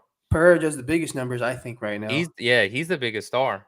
But I think to your point, I think it's more of the card that also elevates his numbers, because if you look at it, he's backed up with big cards, like stacked cards. Even if you look at the undercard here, title fight, Grasso, Shevchenko trilogy, Ortega, Lopez, Zellhuber. These are all fights that everybody are looking forward to. You know what I mean? If it wasn't going head to head with Canelo, I would say this is a good card. This would be a great card to watch. But since it's going against Canelo, and Canelo's is headlining the T-Mobile Arena, and they're doing the Sphere, it's a little hard because, you think about it. Canelo is, I mean, again, you're putting O'Malley against the face of boxing. A lot more people know Canelo than they know O'Malley. Even though UFC is hotter than boxing, has been hotter than boxing for a while. For sure. Boxing, the cash is still the money maker. You know what I mean? It's still the sport that generates the most money, and Canelo is the guy that's generating the most money. So it will be tough. I think the main event would be tough. The fact that the main events will go head to head, it's going to be tough for him to outsell Canelo. It's tough because I'm a big fan of the UFC too. So like my eyes are going to be cross-eyed on Saturday watching both For cards. sure. Same. But yeah, this is the one time, because I remember when Canelo went head to head with Masvidal and Diaz, and I was like, bro, this is a terrible. Oscar De La Hoya was stupid for doing this. Yeah, and then DAZN made him wait and all of that. That was terrible. I don't think it wasn't a good look. I don't think Dana White's going to make them wait, but I think it's a riskier. The fact that he's kind of talking about going head to head kind of shows. I think kind of proves the point that like it's a little bit of a threat to him that the viewers might tune out and tune back and tune into the Canelo fight. I think that's what it's going to be. Yeah, I mean, it's going to be a close fight, but then again, like casuals don't care about that. Casuals want to see a finish. You know what I mean? I think a finish is more. I think a finish is more what people want to see. Like in any combat sport, knockouts are what's going to sell. I love close fights, but knockouts are what's going to sell. And there's more likely to be a finish in Canelo versus Edgar Berlanga than there is against Sean O'Malley versus Merab Dvalishvili. So yeah, that's really it. And I think when you put the two cards together, like I said, bro, a lot of the times in boxing, it's a very top heavy card. You don't really see like a big card. But with this fight, bro, this is a huge, like, as far as name value goes. And Lee said it's entertaining fights. So most definitely. And the thing is too, like with the UFC, like I'm sure as far as the casual audience with the excitement and all of that, you're going to see exciting fights. You know what I mean? So it might outperform, but as far as like the name recognition or in their respective sports, like when you put, the Plant fight and you compare that to, Ortega, Lopez, or Grasso versus Shevchenko, or Lara versus Garcia, I think it's a comparable as far as the name value goes on the card. And then, but once you throw Canelo in the mix, I think that's really what takes, like even if before, like, let's say you take out Canelo, let's say the UFC card has an edge on the boxing as far as name recognition. Once you put Canelo in there, it just tips the scales over. So the entirety of the card, I think you got to give it to the boxing as far as like the name recognition and the star power of the card. And that's a rarity. That's a rarity for even with Rolly on there. Yeah, that's what I'm saying. It's a rarity that boxing, like, really, like, when it comes to like having a solid card, it's rare that boxing outperforms them in terms of that, in that aspect. But like when we talked about it earlier, like we talk about like a stacked card, it really is. Like, I mean, we rarely talked about it, but like Lara and Garcia, like that could stack up well against Grasso, Shevchenko, or Ortega, Lopez. Like what fight would you rather see? You know what I mean? That's two guys who are multi-division champions. You know what I mean? We got Rolly, former champion, Plant, former champion, two former champions in those gentlemen. You got Canelo right there on here. You got Ortega, who's at least challenged for the title, and it's a little bit different too. You gotta admit, because Yeah, in of course. boxing you have like 4 titles you could pick from or whatever. Yeah. But if you look at who's even headline pay-per-views, Plant's headline pay-per-view, Rolly's Rolly. headline pay-per-view, Canelo Lara has here, Lara as well, Danny Garcia. Garcia. They're all, and all those On guys here are. you just have Grasso, Shevchenko, Ortega, and O'Malley. Yeah. So you That's know what I I'm mean? saying. It's You're one down I'm just on saying there. the numbers don't lie, and those guys have headline pay-per-views, successful ones Mhm. as well. So that's all I'm saying. And the other thing that's really killing the UFC with it is that they decided to do the Sphere show. Like the Sphere show, they should have did on another day that wasn't Mexican Independence. Like if you're gonna, like, what a dumb move, bro. If you're gonna do the Sphere show, do it in October. Do it in, and maybe it's a scheduling conflict, something like that.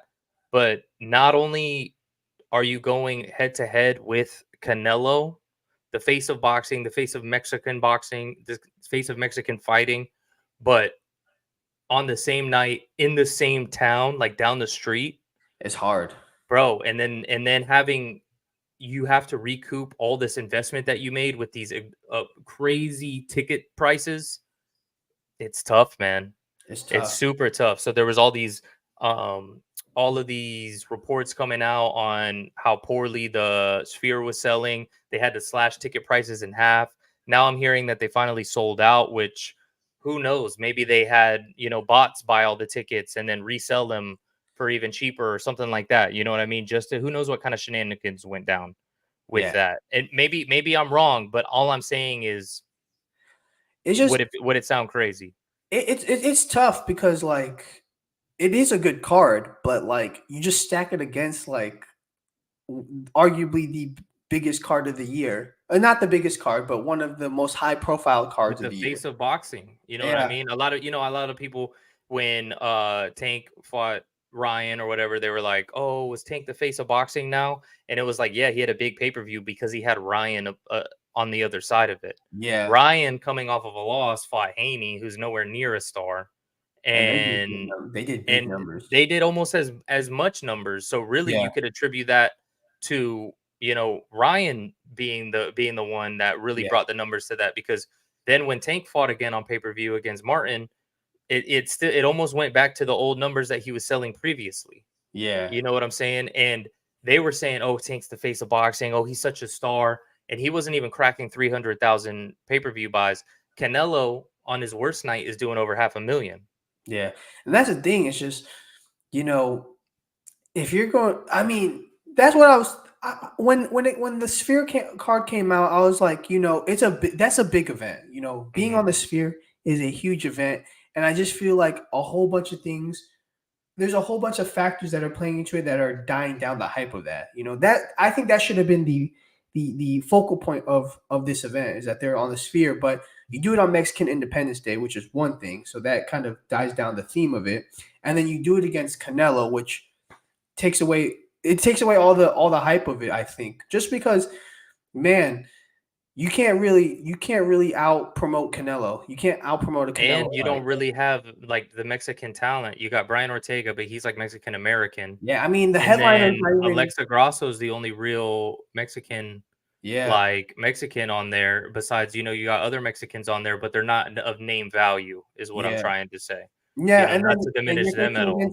The biggest name in Mexican boxing, so it's like. And I think what it is that Dana got ahead of himself because he's had successful Noche UFCs in the past. But that's where you had like Moreno as a champ, you had Yair as an interim champ, you had Grasso as the champ, so you had 3 Mexican champs. So you were at the peak of your Mexican stardom. Their Mexican numbers were probably through the roof, but Moreno loses. What's it called? Yair loses. Yeah. Now all you have is Grasso. Her last fight was a draw. And I think you think about it too. I think the confidence of winning the head-to-head matchups prior, I think made him confident to try to do this head-to-head matchup. But this is one instance where boxing might prevail in terms of the numbers.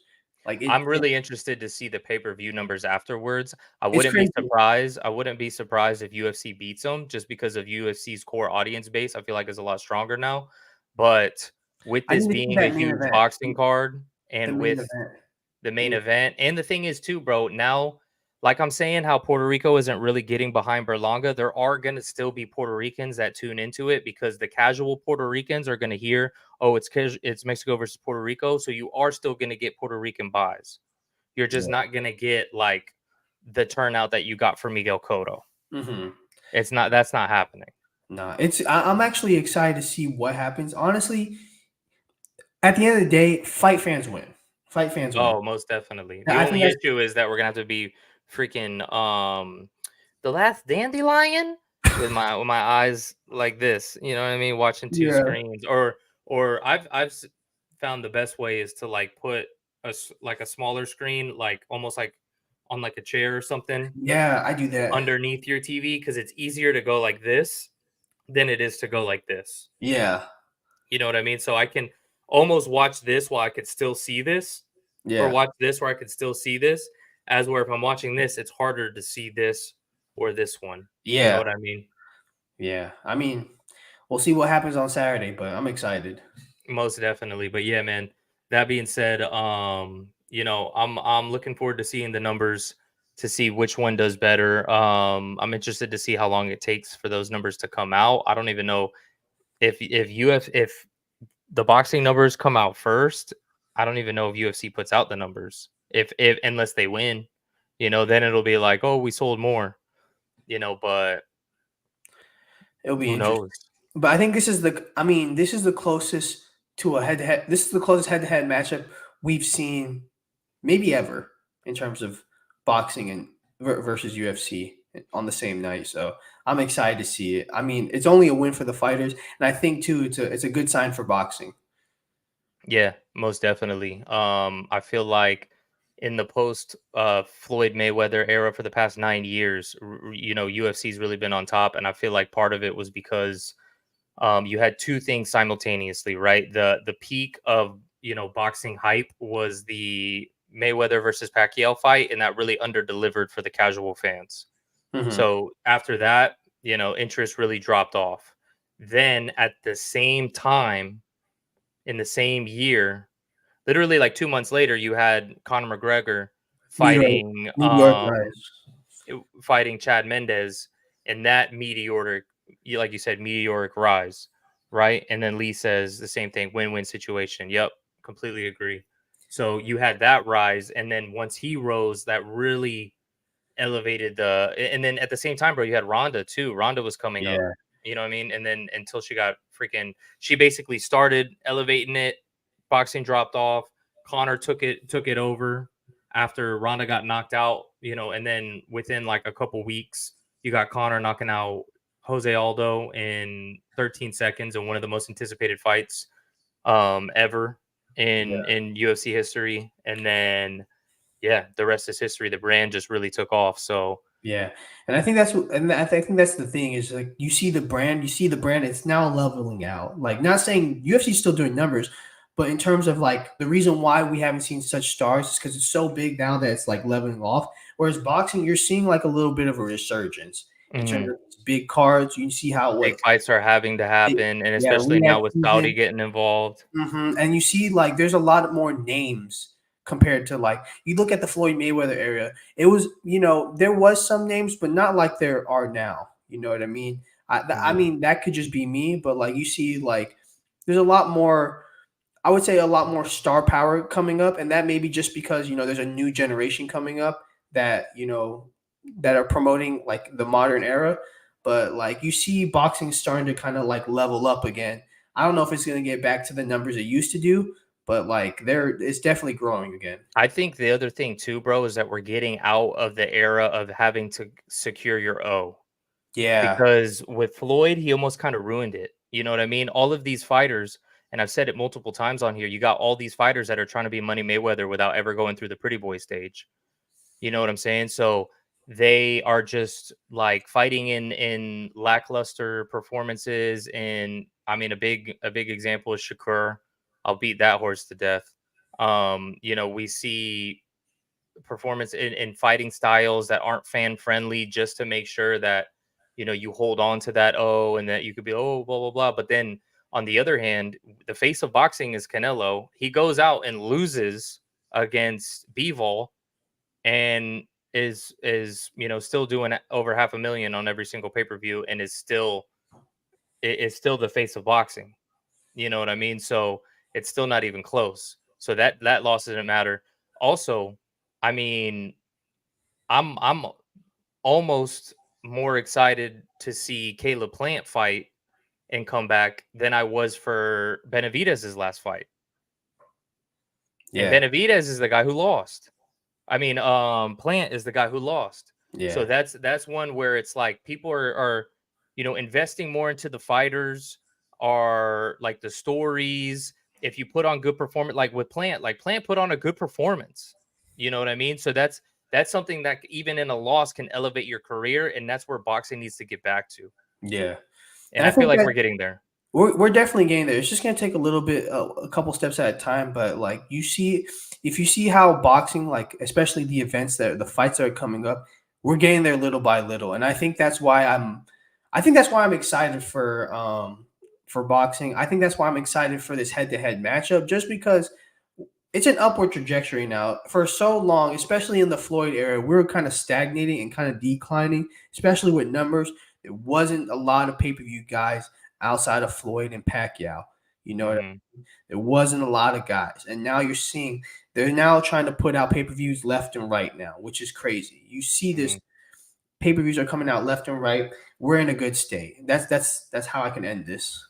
Yeah, most definitely. And not all of them are selling very well. Some of them are kind of cash grabs, I feel like. But if you stack the cards the right way, then they're good pay-per-views. For example, the Riyadh season that just went down last month, that was a great card, bro. Yeah. That card was stacked.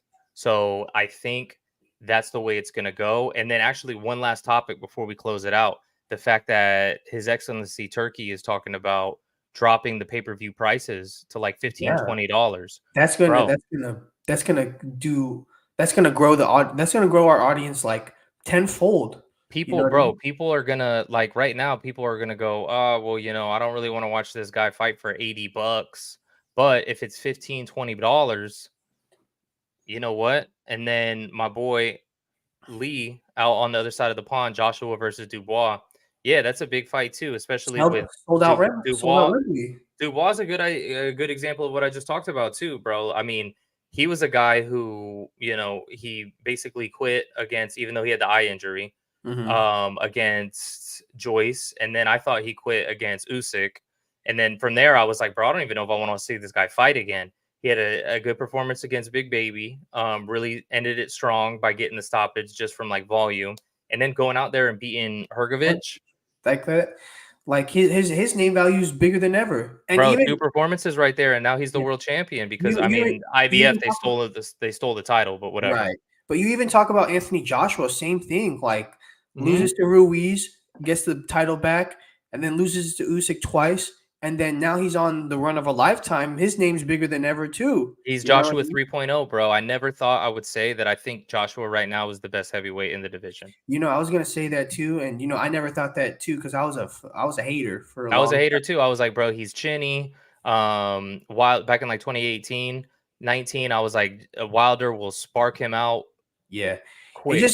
It brings back to your point that, like, we're getting out of this, protecting your O era. You know what I mean? People are realizing, people just want to see good fights. You know what I mean? If you're fighting the best, your star value is going to be there. Ryan Garcia is doing that too. I mean, granted, he's suspended, but like he even did that, like against him and Haney. With Haney.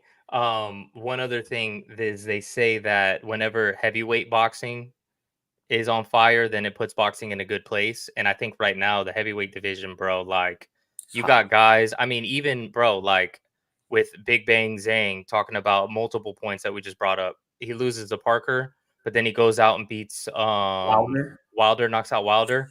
His stock goes up even further, even coming off. He's on a 1-fight win streak, and his stock is through the roof right now. And then but Coley, bro, and I heard that they're gonna right afterwards. I was like, bro, that's the fight that needs to be made. Two big guys, Coley versus Zhang, and I heard that they're looking at making that fight and for December.